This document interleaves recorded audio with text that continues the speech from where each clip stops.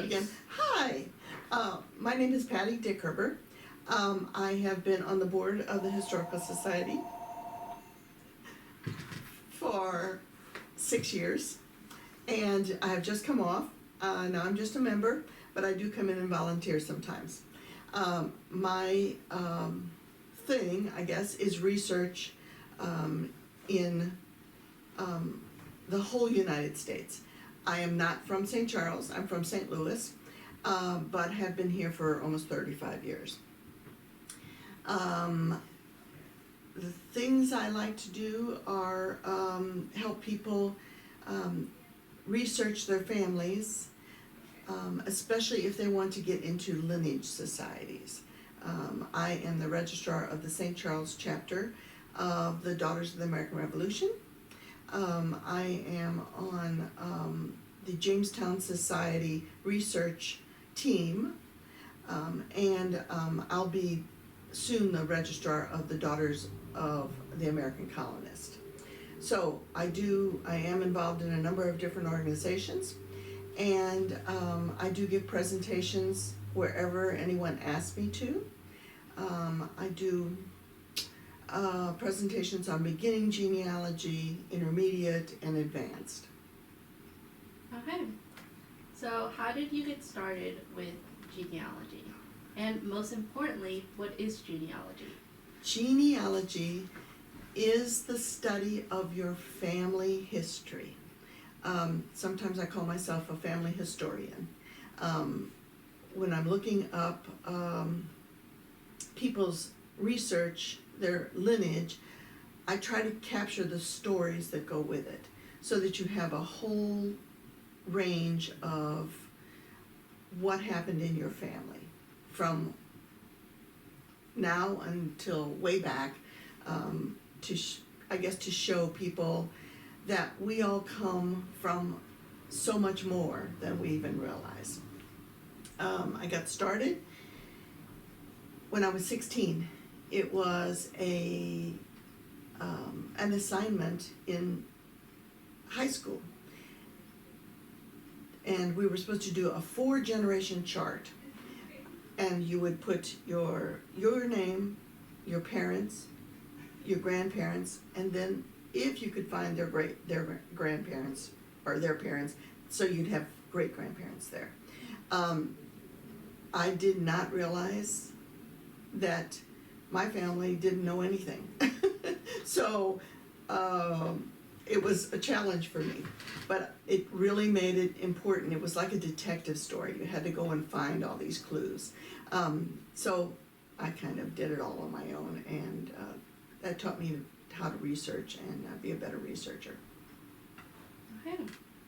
So, talking about your family background, you said that you didn't know anything about anything. What was most surprising, most important things that you've found out along the ways? I was told that we were half German and half Irish. Now, I kind of knew my German side. My father grew up in a totally German household, so he understood a bit of German and sometimes would say it to us, and so I kind of knew what that was. His father-in-law, which was my mom's father, was for sure half German and half Irish. So he told me a little bit, but he said they didn't talk about stuff back then. And his mother actually lived into the 1940s. So I talked to all of his brothers and got some information here and some there, and then that kind of pieced that together. So all along I'm thinking I'm half German, half Irish. I didn't think anything of it until I did DNA about 7 or 8 years ago, and find out I am 1/3 Scottish, which I had no idea where that came from.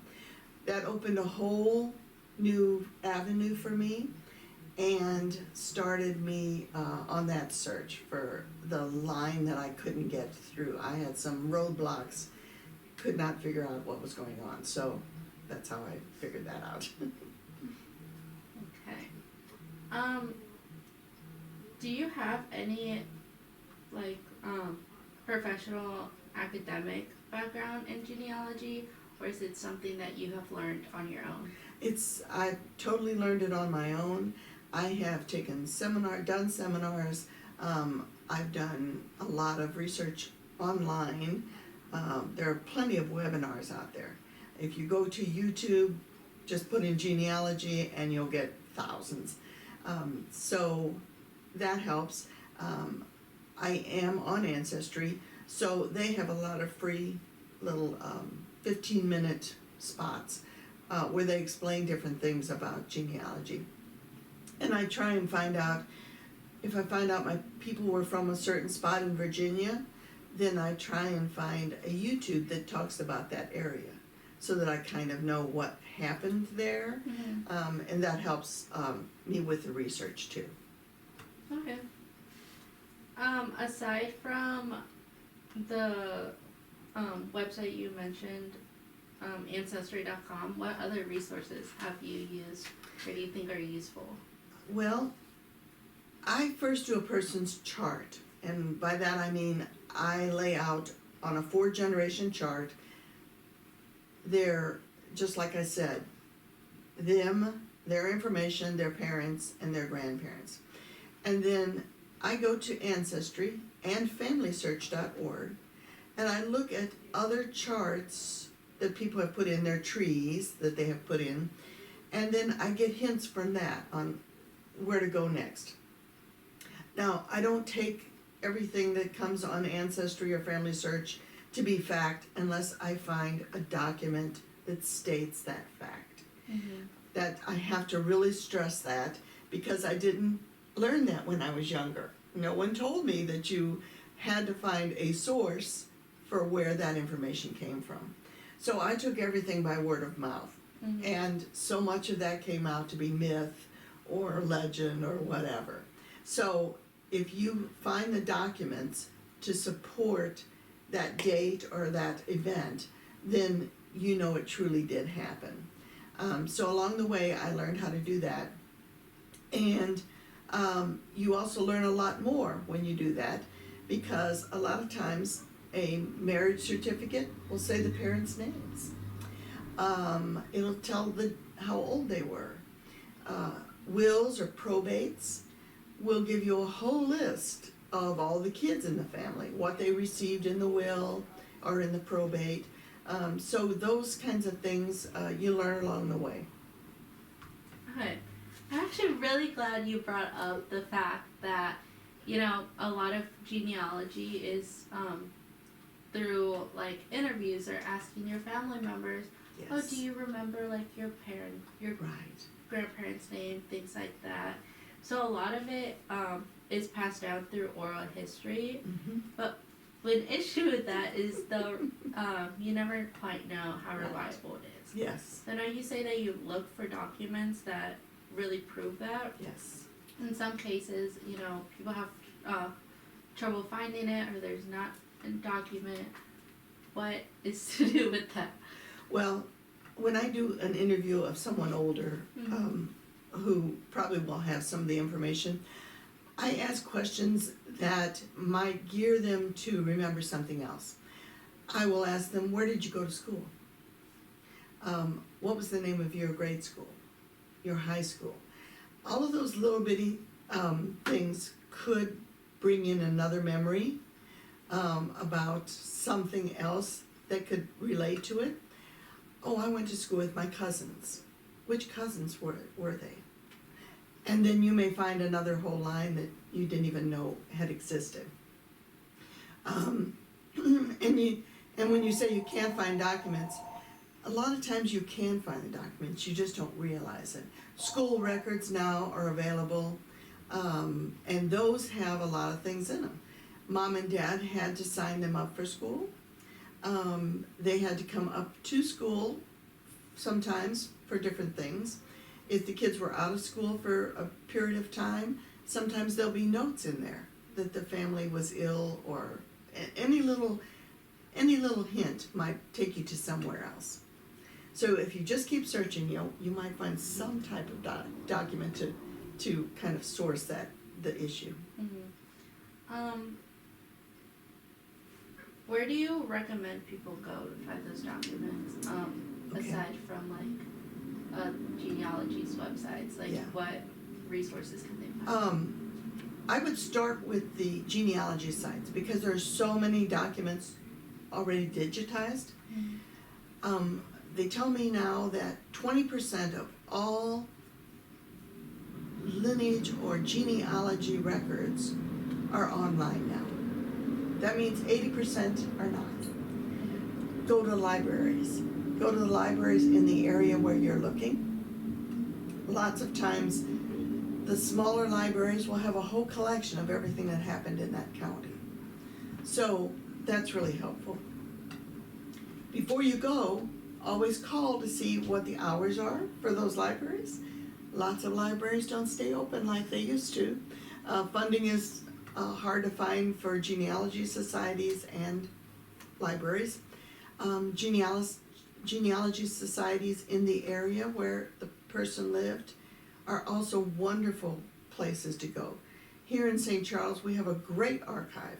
It has so much stuff in it that people don't realize what we have here. Family files, cemetery files, school files. If you're looking for a certain school, there may be all kinds of little odds and ends about that school in that file.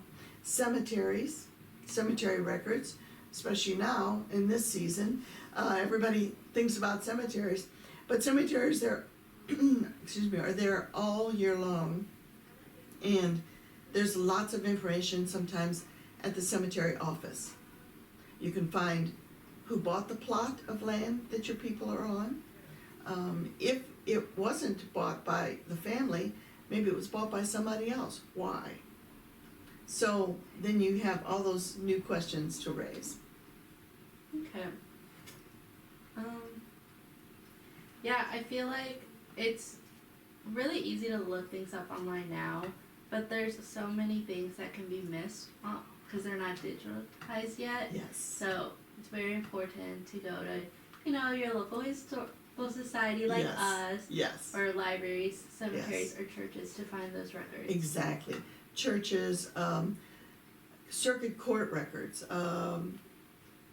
marriage records at the offices in the counties that deal with the marriages, burial records, those types of things. Many of them are regulated by either the county or the state. Just check on their website to see what they have, and then call down and say, do you have this or that? And lots of times they'll give it to you for free. Okay. So I know genealogy is something that interests you personally, but why should people get into genealogy and look up their own family? I think I do it to honor the people that came before me. They're not forgotten because I put them down on paper and I talk about them. And I think that's important for us to remember where we came from and who we came from, and the struggles along the way that led to us having such a nice life now. So to me, that's important. And that's why I join lineage societies, to make sure that their name is out there and they're not forgotten. I want to get their graves found and marked so that someone in the future comes and looks and sees that, they did exist. I feel like that's a really good answer. Are other people in your family also interested in genealogy? No. I mean, they like to hear the stories, and they enjoy it when they always are asking me questions about what happened here, what did grandma do, or blah, blah. So, and I enjoy telling the stories, but does anyone want to help me research or do anything? No. My children are not interested. I do have one grandson that is really interested in history, so I'm hoping that maybe he's in college now, and I hope after he gets out. People's lives are busy. A lot of people don't start really doing their genealogy until they retire, because then they have the time to do the research. I tell people now, if you have 2 or 3 hours at night, you can do research because so much is online. And you can start there and then make your list of all the other places that you really want to go, that when you retire, you can go there and find those records. Yeah, I feel like, unfortunately, a lot of records or a lot of like memories and things that aren't written down can be lost very easily. Very easily. They're like people not being interested in Right. family matters. Yeah. I feel like it is very important. It is. It's so important. Mm-hmm. We have to know where we came from to know where we're going. Right. Yeah. And with my family, we don't really have any sort of genealogy, anything, because no one has thought about it. And, I lost a couple grandparents past couple years, so I'm like, well, now I am not able to look into their family because I don't know. Exactly. Mm-hmm. I grew up with only one set of grandparents. The other set had died. Mm-hmm. So that whole side of the family we knew nothing about. So that really spurred me on to really try and find out their history. And I'm glad I did, because one of them led to Jamestown, was a Jamestown settler, and another part of that family had one of the first Jamestown brides that were brought over from England. And it totally shocking to me. I never thought we came, I thought we were Irish or German and came in the 1880s, whatever. But we go back a long, long way. Yeah. And, now you're able to, like you said, share those stories, share those Exactly. memories with your relatives. And, Yeah. Now you have that lineage. Yeah, it's always shocking for people to hear about. How can you trace back that far? Well, you'd be surprised how many places that you can go to get the records. Because I don't say that, oh, I have Mayflower, unless I know I have that record that really proves that. Because a lot of people go out and say, oh, I'm related to Ulysses S. Grant or whatever. Well, can you prove that to me? To me it's always, I need the proof. So, and you should do that, because let's not just keep telling the tales that you've heard. Let's find out where that information came from. Okay. So how have the genealogy societies that you are a part of, how have they helped you learn more about doing research, and how have you guys as a community worked together in order to further genealogy? We, specifically with the Daughters of the American Revolution, they have a library in Washington, D.C., and it's stocked full of history and genealogy records. They want to be the premier repository of anything American Revolution. So they're working toward that. The other societies usually all have libraries with details, like the 1812 Society has mostly about the 1812 War. So each society has a little bit different. Each of the societies has a goal or a motto, and we talk about teaching others about genealogy and family research. The societies also work in the community to do things for the community, to help out. Not only genealogy-wise or history-wise, many of them are very much into the helping the veterans, the homeless veterans, veterans in the veterans' homes. We take lots of things over there to them that they need. A lot of times they need, just underwear or lap robes or things like that. So we have service days where we go and do all that. We also do lots of things in schools. We try and go to schools and talk to them about Constitution Week. We talk all about the Constitution and explaining that. On Veterans Days, we try and organize Veterans Day programs for different schools and things. So we try and get it out there to try and remember all the things that veterans did for you, and to try and help them in their later years, or, you know, with any issues that they might have too. So the veterans, the schools are very important. Having programs, I do a couple lineage research presentations a year. With the Parks Department, I've done a couple. So those things all help spread the word about your genealogy, your history, about being involved in your community.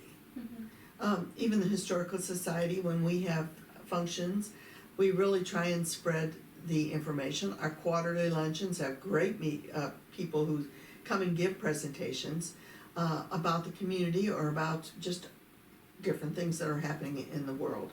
So it's information that we're trying to get out there to everybody. Yeah.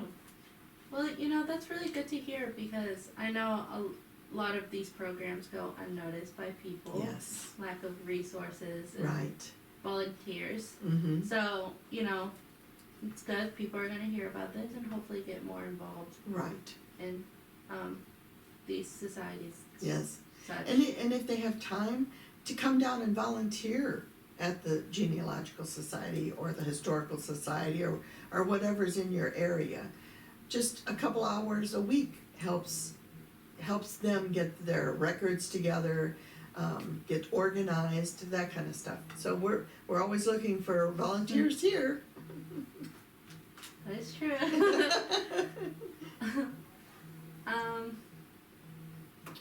What, I know you said that you were a board member and you're continue to volunteer when you can. What have you done in the Historical Society specifically? We had some church records that had been copied, typewritten and copied years ago, I guess in the 70s. And specifically, I did Borromeo church, baptismal, marriage, and burial records. And All Saints, the same.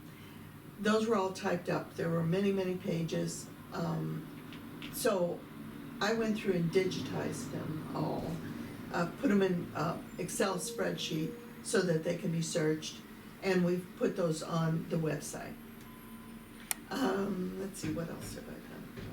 Those were the two big projects.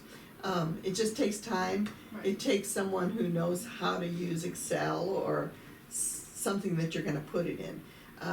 We did scan the record. We put it into a program that would change it from that scan into an Excel spreadsheet. So then you worked with it from that. That took probably 6 months to do Borromeo, and probably 3 months to do All Saints. But I did that at home. I didn't have to come here every day. I could do it at 3 o'clock in the morning in my pajamas. So that worked out real well. So I've done some other things, just the research for people that have asked down here when they come in and they were maybe overloaded. So I just did some research for the regular volunteers were busy, so I just helped out with that. I've helped out at the front desk. So there are just a lot of different things that you can do if you want to. First,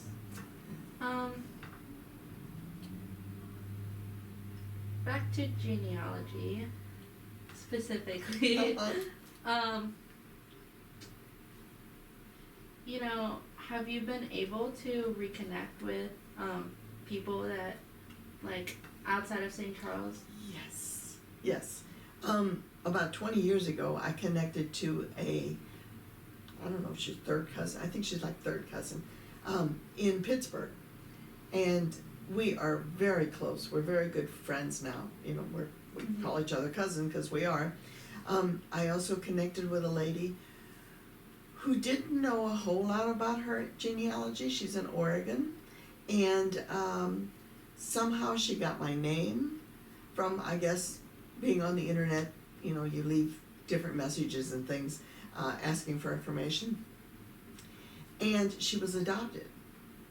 So we figured out, she kind of knew who her father was. Mm-hmm. So we figured out who it was, and I got her all the documentation I had, because I had a ton on that family. And she was able to join the Daughters of the American Revolution through DNA, because her birth certificate did not say the dad's name. But he had had a son after her, and he did his Y DNA, and it matched with her DNA, and everything worked out. And so she got to be the first person in Oregon to be verified through DNA with the Daughters of the American Revolution. So that was fun too. And I've met another couple people who, through DNA, matched my profile, and we figured out who his mother was. He never knew who his one guy didn't know his mother. The other one kind of knew who his mother was, but needed proof, and I gave him the proof on that. So that really is heartwarming to me, because they've been searching. The one man was in his 50s, and he had been searching for his whole life to really have the proof that she was the mother, and he did contact her. She was still alive. So that was really heartfelt for me, because you're uniting people who they had no idea where their parents were or what had happened. And then the other young man, he doesn't want to contact his mother. So, but he did know, he wanted to know where she was. So she was in a different state altogether and far away from him. So he did decide not to contact her. So, but that was interesting. Yeah, because my grandfather was also adopted, and so he knew who his parents were, but he never really had that interest in him to research and go into that. Yeah. So now it was like no secret that he was adopted. My great grandma was a sort of like foster mother for the community. I see. So she helped raise a lot of kids, and everyone knew that he was adopted. So did he, but it kind of just went on like that. And he never had that in him to do like any research about it. It makes you curious, doesn't it? It does. Yes. So now I'm older, right. and now I do wonder. And I want to know. Yeah. Yeah. Well, send me your information and I'll find out for you what I can. Yeah, but see, there's so much of family history that is hidden. Yeah. Purposefully or not. Right. But there's so much that can go into it. Yeah. So that whole section of your family you know nothing about. And to me that would be just such a mystery I'd have to know. Yeah. Yeah. I started doing some research here Have and you? there. Good. Yeah, because I feel like it's important. I do too. Totally. Right. Especially, see, that's on my dad's side of the family. So he has such like a small family. I feel like there's so much that needs to be learned before it's all gone. Exactly. Before no one cares anymore. Yeah. I understand that. Yes. And that's where all the records come into play, because Exactly. not everything can be learned through oral history. Right. And you always have to question it with oral history, because, over time things change, they get embellished, or things drop off, and so you just don't know the true story. Right. Have you done any research through your husband's side of the family? Yes, he is totally German. They didn't get here until the 1840s, I guess. And they were in a small community, and they all intermarried, so they were all German. So that's, his line. I have done his whole line, even back to Germany, to the spot that his family originated. But he had an aunt and a cousin who were really into it, and so they had a whole lot of information. he has many more photographs than I do of my family, because they were such a close-knit family and they all stayed together in one area. Mm-hmm. So, and that was Lincoln County. So that was really important to get all that together. So for his aunts, I did do a book for them with the pictures and all the information that I had found. And they really appreciated that in their older years, because no one had ever pulled it all together. Right. You know, they had the stories, but didn't really know for sure. So, Mm-hmm. so that was helpful. Yeah, I'm sure your children will. They will. Love it. Yes, They'll love it I've at made one each of point. their books, and I've made the book of the family. So we'll see if later on that they'll because they do like to look through the books with the photographs and everything. That I find that's a really good teaching and aid, is to have visuals. Mm-hmm. So if they see a picture, that really sticks in their mind. This, I think the visual part of life now is so, everything's coming at you with so many visuals, that people are learning more visually than they do, you know, with reading a report or, you know, Right. reading a book. You know, they like pictures. Mm-hmm. So I try and bring that into whenever I teach or show people things. So. Okay. Those are the questions that I have. Do you have anything else you would like to talk about? I don't think so. I would just say that it's a wonderful hobby. It never ends, and it's really not that expensive of a hobby. Mm-hmm. Yes, you know, ancestry is, you know, you have to pay for that, but if you go to the library, it's there for free. So you can set up your tree on it, you can look at everything, you can see all the records there. Mm-hmm. You just can't download any of the records or anything like that. So if you just go to the library and set up a tree, a baby tree I call it, of the things that a little bit that you know, it will help fill you in on other things, because little hints will pop up, and then you can look at those and make sure that the documents that you do attach to your tree are really documents that give you some information. There's lots of little things out there that don't give any information. They just say name and date. Well, where did you get that? You know, so you have to know what your documents are based on. Okay. All right. Thank you so much. Thank you.